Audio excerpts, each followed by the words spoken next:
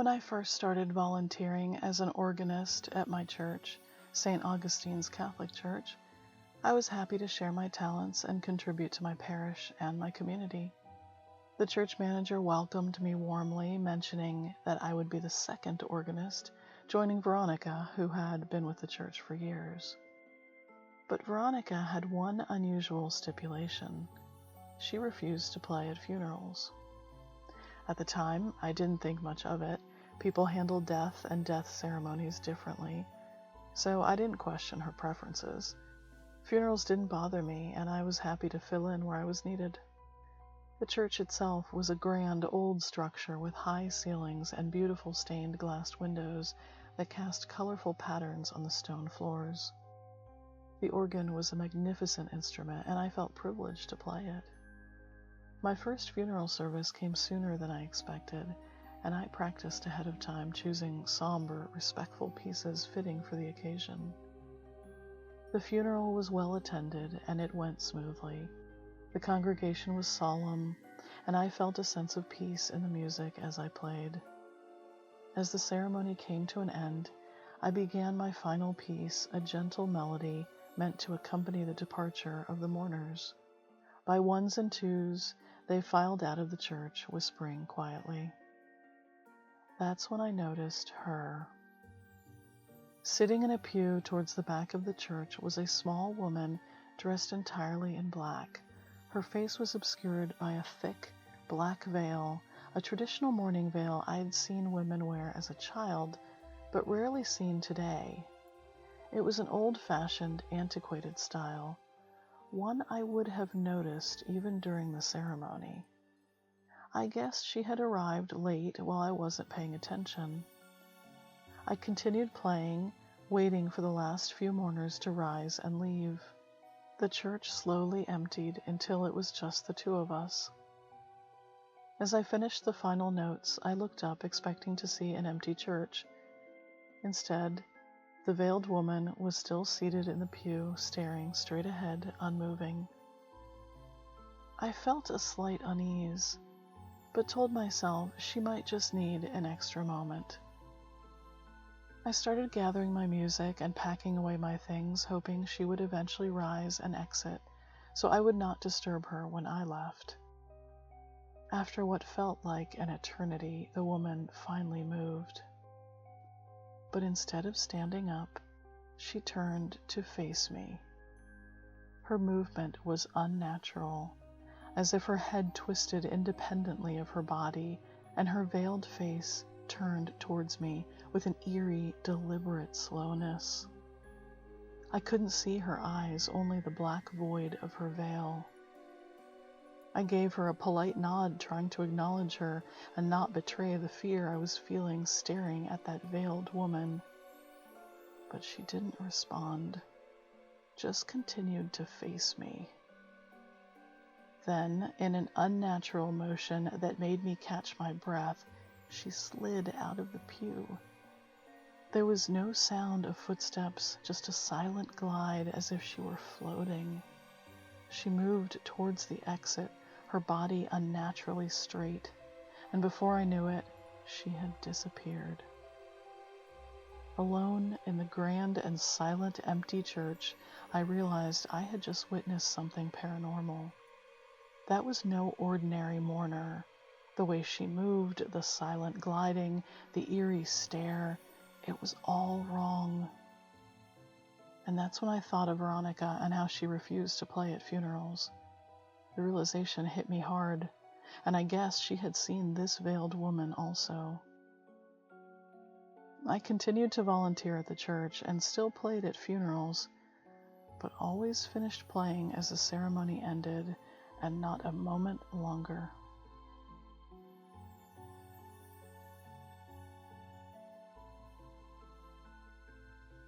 Visiting old antique stores had always been a favorite pastime for my family. On a crisp autumn day in Maine, we found ourselves exploring a large antique store a few towns away from our own, which was also a historical mansion. It was a sprawling historic home in what was and still is mostly a farm town outside of Portland. It has 3 levels and a large attached barn and plenty of history.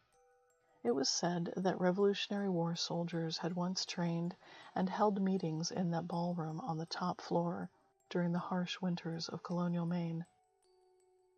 The mansion's rooms were thoughtfully curated with themed antiques, making each space feel like a time capsule.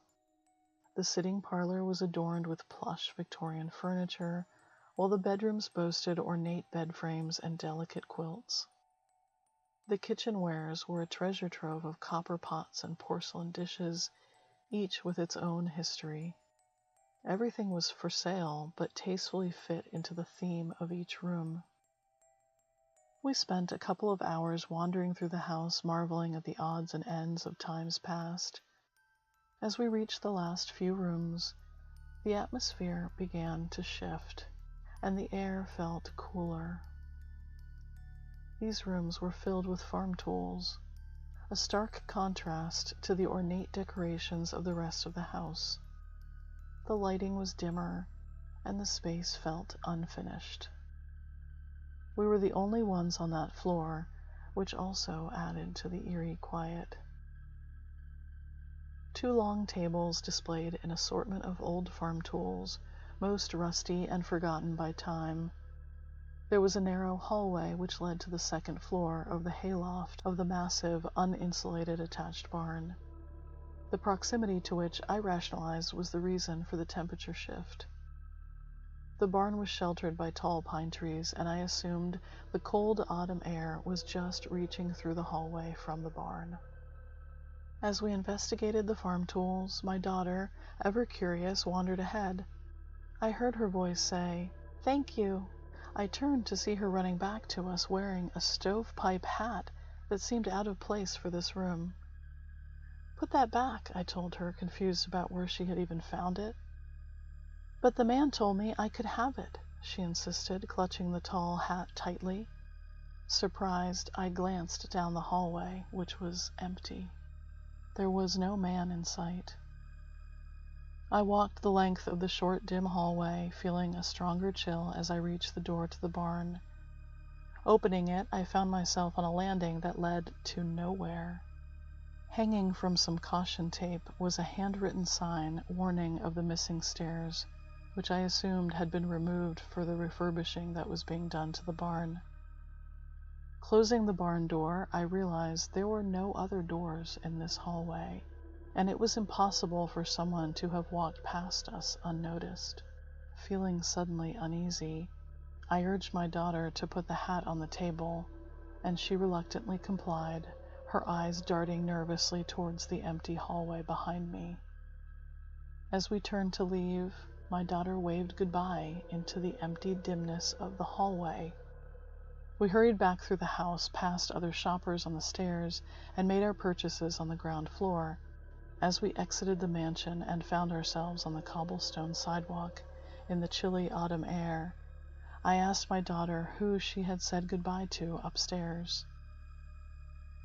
She pointed to one of the third-floor windows and said, "The nice man who gave me the hat." She left me speechless. We had been alone on that floor, and the door to the barn led to nowhere. The mansion, with its rich history and antique treasures, clearly held a hidden secret, one that found its way into our path that day.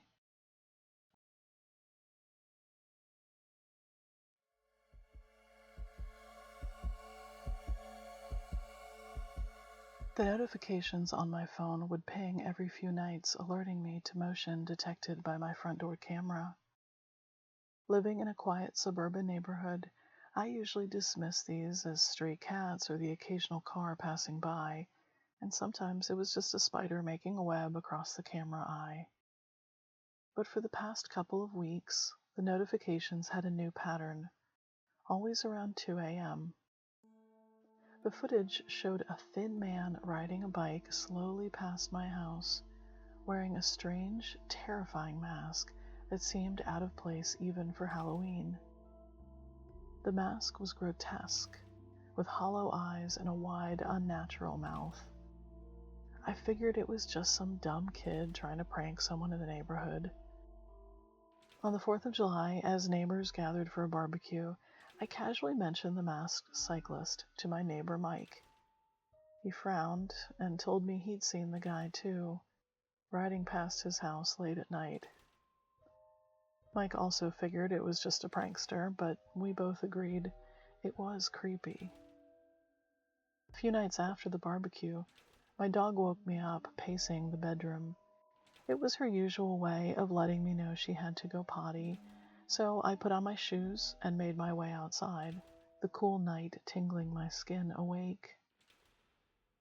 My dog was sniffing around, looking for a spot to pee, when I heard the unmistakable squeak of a bicycle. I turned to look down the empty road to see the man in the mask.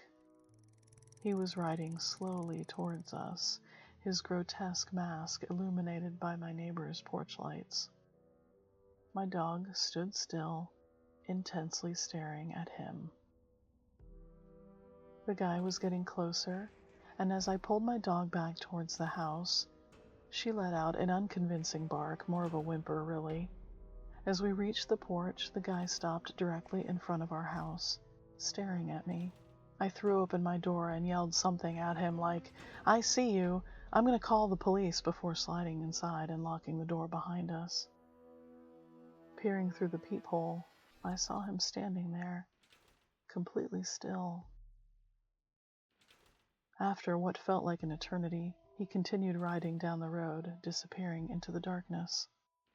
I thought of calling the police, but I couldn't exactly report a guy just riding his bike down the road. Over the next few nights, I got 3 more notifications from my Ring camera. Each time, it was the same. The man in the mask riding slowly past my house. I called the police and reported what I'd seen. They told me to lock my doors and call if he did more than just ride past my house. One morning, before the sun had come up, I stepped out onto the porch to walk my dog before work and looked down to see something that made me feel like I'd been punched in the stomach. Carved into the floor of my porch were the words, "I see you every night." I knew it had to be the guy. The terrifying thing was that there was no record of any movement at all on my camera. I couldn't explain how someone could have been this close to my door and the camera detected nothing. I called the police and they sent someone to take my statement. It's been a month and nothing has happened except I did see a police car drive by a few times on the camera. I know this guy's gonna be back though, and I don't know what his next move will be.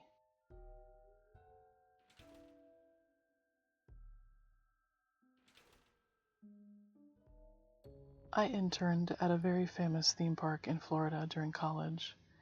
It was a huge adventure for me, having moved from a small town in Michigan. Every day was wild. You just never knew what was going to happen.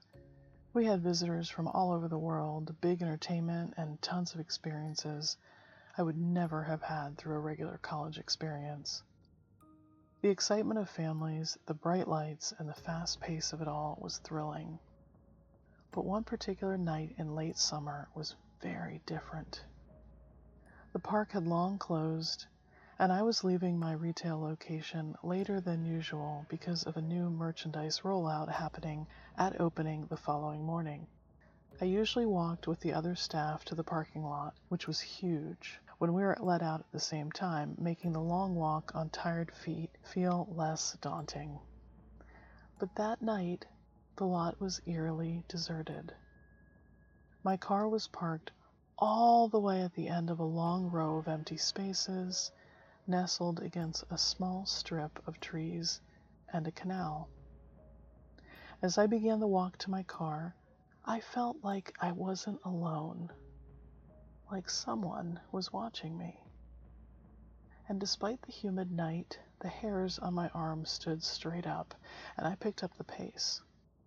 The silence was unsettling, broken only by the crunch of gravel under my feet and the distant hum of traffic on the main road beyond the parking lot. I liked to avoid the strip of trees lining the parking lot because of the canal running through it. It had rained that night and the canal was high. If there's a body of water in Florida, there's a real likelihood of finding a gator in that water.